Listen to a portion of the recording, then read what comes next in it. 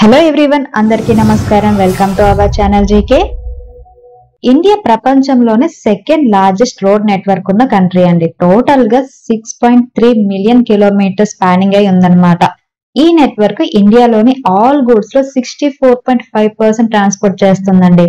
And India total passengers traffic లో 90% road network ని use చేస్తున్నారు అనమాట. ఇలాంటి large and ever growing network అనేది కంట్రీలో ఉన్న మల్టిపుల్ ఇన్ఫ్రాస్ట్రక్చర్ డెవలప్మెంట్ కంపెనీస్ కి ఒక వరంలా అనుకోవచ్చండి. అందువల్ల ఇండియాస్ హైవేస్ డెవలప్మెంట్ ప్రాజెక్ట్స్ లో మ్యాసివ్ ప్రెజెన్స్ ఉన్న ఇండియాస్ లీడింగ్ ఇన్ఫ్రాస్ట్రక్చర్ డెవలపర్స్ లో ఒక కంపెనీ గురించి మనం ఈ రోజు ఈ వీడియోలో తెలుసుకుందామండి. ఆ కంపెనీ ఏంటంటే ఐఆర్బి ఇన్ఫ్రాస్ట్రక్చర్ లిమిటెడ్ అండి. హైవే సెక్టర్ లో ఇండియాలోనే లీడింగ్ కంపెనీ అన్నమాట. 1998 లో ఎస్టాబ్లిష్ అయిందండి. బిల్డ్, ఆపరేట్, ట్రాన్స్ఫర్ మోడల్ లో ప్రాజెక్ట్ ఎగ్జిక్యూషన్ చేసిన ఇండియాస్ ఫస్ట్ కంపెనీ ఇదన్నమాట. అలాగే first express way operating, maintaining and first infrastructure investment trust launch చేయడం వంటి రికార్డ్స్ కూడా ఈ కంపెనీకి ఉన్నాయండి. And is the first Indian company to tap offshore bond market also. Ministry of road transport and highways, the Uttar Pradesh express way industrial development authority, the Maharashtra State Road Development Corporation and the National Highways Authority of India కంపెనీకి చెందిన key clients అన్నమాట. Over the last 25 years of operations లో IRB 17,200 lane kilometres build, operation, transfer and hybrid annuity model project ని complete చేసిందండి. 17,200 kilometres లో 13,739 kilometres road projects ఉన్నప్పటికీ IRB still under construction లో ఉందన్నమాట. అండ్ 1706 కిలోమీటర్ ప్రాజెక్ట్స్ ఇంకా development stage లోనే ఉన్నాయండి. అండ్ ఫైనాన్షియల్ 2023 లో కంపెనీ 2 ప్రాజెక్ట్స్ ని గెలుచుకుంది. వాటిలో ఒకటి ఏంటంటే 20 ఇయర్స్ కన్సెషన్ లైఫ్ టైమ్ తో 2132 క్రోర్స్ కాస్ట్ తో NH27 ను గుజరాత్ లో 6 లేన్ గా అప్గ్రేడ్ చేయడం అన్నమాట. అలాగే హైదరాబాద్ కోసం outer ring road development another project అండి. 8 లైన్ హైవేస్ ని 30 ఇయర్స్ కన్సెషన్ పీరియడ్ లో 7,380 క్రోర్స్ తో బిల్డ్ చేస్తుంది. ఐఆర్బికి కరెంట్లీ 11 ఇండియన్ స్టేట్స్ లో 4 హైవే ప్రాజెక్ట్స్ ఉన్నాయండి. 13,739 లేన్ కిలోమీటర్స్ అండర్ ఆపరేషన్స్ లో ఉన్నాయన్నమాట. And company 736 FASTag complaint lanes లో 64 టోల్ ప్లాజాస్ కలిగి ఉందన్నమాట. అలాగే కంపెనీకి గోల్డ్ అండ్ క్వార్టర్లేటర్ ప్రాజెక్ట్ లో 20% షేర్ కూడా ఉందన్నమాట. యాజ్ ఆఫ్ డిసెంబర్ 2023 కి ఐఆర్బి ఇన్ఫ్రా ఆర్డర్ బుక్ అనేది 36,185 క్రోర్స్ ఉందండి. సో ఇది టోటల్ గా కంపెనీ ఓవర్వ్యూ అన్నమాట. మనం ఇండస్ట్రీ ఓవర్వ్యూ కనుక చూస్తే ఇండియాస్ ఇన్ఫ్రాస్ట్రక్చర్ సెక్టర్ అనేది వేగంగా డెవలప్ అవుతుందండి.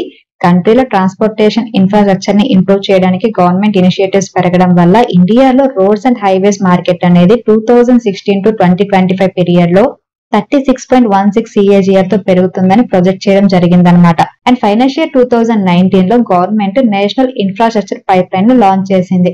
As a result last 8 years లో నేషనల్ హైవేస్ లెంత్ అనేది 2015 లో 97,830 కిలోమీటర్స్ నుండి 2023 కి 1,44,955 కిలోమీటర్స్ కి పెరిగిందనమాట. అరౌండ్ 48% పెరిగిందండి. Ministry of road transport and highways financial 2024-2025 కి దీన్ని 2 lakh కిలోమీటర్ కి పెంచాలని టార్గెట్ గా పెట్టుకుందండి. సో దీని వల్ల ఐఆర్బి ఇన్ఫ్రా కూడా బెనిఫిట్ అయ్యే అవకాశం ఉందన్నమాట. అండ్ మనం కంపెనీ ఫైనాన్షియల్స్ కనుక చూస్తే కంపెనీ గ్రాస్ రెవెన్యూ ముందు చూద్దామండి. 2020 లో company 6,852 crores gross revenue post చేస్తే కరోనా వల్ల 5,298 క్రోర్స్ తగ్గింది అనమాట 2021 లో. అలాగే 2022 లో 5,803 క్రోర్స్ పోస్ట్ చేసింది. అలాగే 2023 లో 6,401 క్రోర్స్ పోస్ట్ చేసింది. Year on year almost 10% growth ఉందన్నమాట. కంపెనీ నెట్ ప్రాఫిట్ కనుక చూస్తే 2022 లో 361 క్రోర్స్ పోస్ట్ చేస్తే 2023 లో 720 క్రోర్స్ పోస్ట్ చేసింది. So year on year almost 99% growth ఉంది నెట్ ప్రాఫిట్ లో. కంపెనీ నెట్ ప్రాఫిట్ పెరగడానికి మెయిన్ రీజన్ ఏంటంటే కంపెనీ ఫైనాన్సింగ్ కాస్ట్ ని బాగా తగ్గించిందండి. దీనివల్ల ఏంటంటే మార్జిన్స్ అనేవి ఎక్స్పెన్షన్ జరగడం జరిగిందనమాట. దాంతో నెట్ ప్రాఫిట్ అనేది పెరిగింది. మనం ప్రాఫిట్ మార్జిన్ కనుక చూస్తే ముందుగా ఆపరేటింగ్ ప్రాఫిట్ మార్జిన్ కనుక చూస్తే 2019 లో కంపెనీ ఆపరేటింగ్ ప్రాఫిట్ మార్జిన్ అనేది 45.39% ఉంటే 2020 లో 45.75% పెరిగింది. అలాగే 2021 లో 49.23% కి పెరగడం జరిగింది.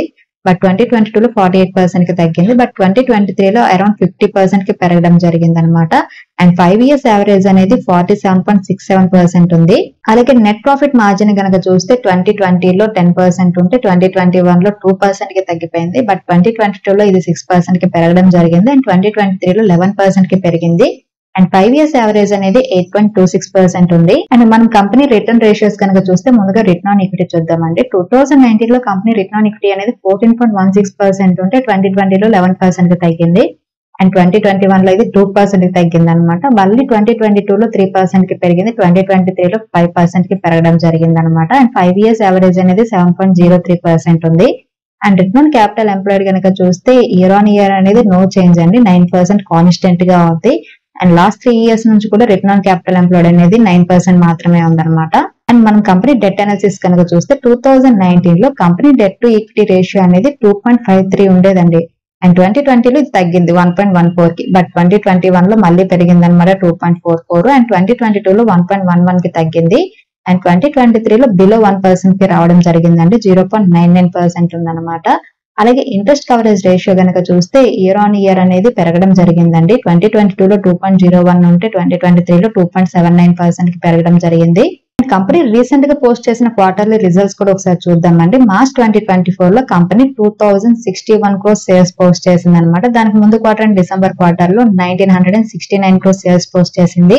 అలాగే మార్చ్ 2023 లో 1620 crores సేల్స్ పోస్ట్ చేసింది. So year on year and quarter company sales లో గ్రోత్ ఉందండి. అండ్ ఆపరేటింగ్ ప్రాఫిట్ మార్జిన్ అనేది తగ్గడం జరిగింది. ఇయర్ ఆన్ ఇయర్ 45% నుండి 37% కి తగ్గింది అనమాట.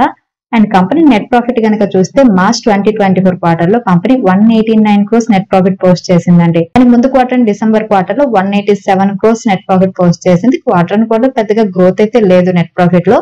బట్ మార్చ్ 2023 క్వార్టర్ లో 130 crores నెట్ ప్రాఫిట్ పోస్ట్ చేసింది. సో ఇయర్ ఆన్ ఇయర్ కనుక కంపేర్ చేస్తే కంపెనీ నెట్ ప్రాఫిట్ లో గ్రోత్ అనేది హెవీగా ఉంది. ప్రెసెంట్ ఈ కంపెనీ మార్కెట్ క్యాపిటలైజేషన్ అనేది 41,838 crores ఉందండి. ఇది ఒక మిడ్ క్యాప్ కంపెనీ. ROCE 9% ఉంటే రిటర్న్ ఆన్ ఈక్విటీ 4.47% ఉంది. ఫేస్ వాల్యూ 1 రూపీ ఉంది. అండ్ కంపెనీకి డెట్ కనుక మనం చూస్తే 18,653 crores ఉందండి. మనం కంపెనీ షేర్ హోల్డింగ్ ప్యాటర్న్ కనుక చూస్తే మార్చ్ 2024 కి ప్రమోటర్ షేర్ హోల్డింగ్ అనేది 34.39% ఉందండి. క్వార్టర్ ప్రమోటర్ షేర్ హోల్డింగ్ లో నో చేంజ్ అనమాట. అండ్ ఎఫ్ఐ షేర్ హోల్డింగ్ అనేది 47.16% అండి, 47.21% నామినల్ గా పెరిగింది. అండ్ డిఐ షేర్ హోల్డింగ్ 7.85% నుండి 7.78% కి తగ్గింది అనమాట. అండ్ పబ్లిక్ షేర్ హోల్డింగ్ 10.59% ఉంది. అండర్ ఎఫ్ఐ సెగ్మెంట్ లో కనుక మనం చూస్తే గవర్నమెంట్ ఆఫ్ సింగపూర్ కి ఈ కంపెనీలో 2.28% స్టేక్ ఉందన్నమాట. ఎఫ్ఐ షేర్ హోల్డింగ్ కనుక మనం చూస్తే life insurance corporation of India LIC కి ఈ కంపెనీలో 3.33% స్టేక్ ఉంది.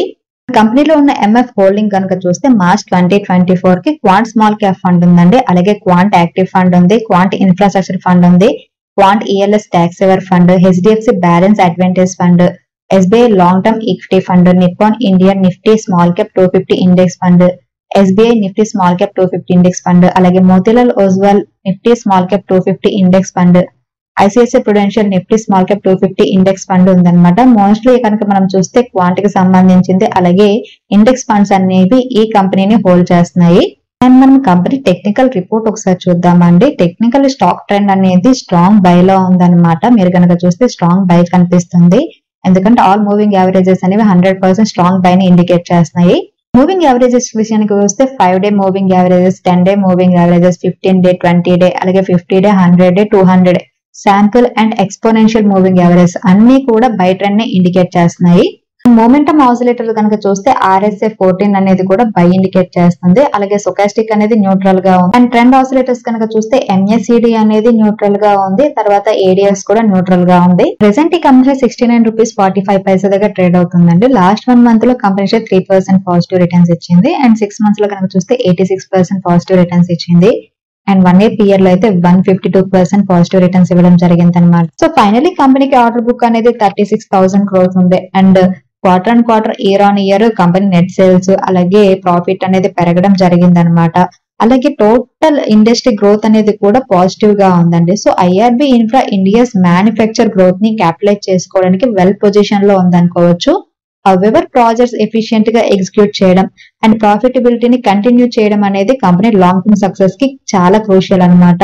సో ఇదండి ఈ రోజు వీడియో. ఈ వీడియో కేవలం ఎడ్యుకేషన్ అండ్ ఇన్ఫర్మేషన్ పర్పస్ చేసింది. Thank you for watching. Have a good day.